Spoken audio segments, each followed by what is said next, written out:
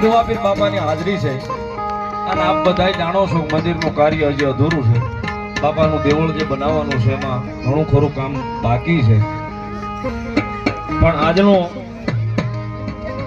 બાપાને પ્રાર્થના કરીને સ્ટેજ ઉપર બેઠા પછી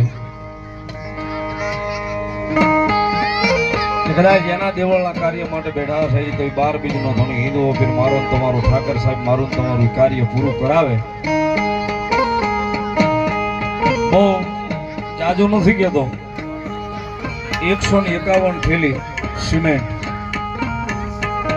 એક ચોપડો અને બોલપેન એ લઈ લેજો. સ્વયંસેવકોને વિનંતી કરી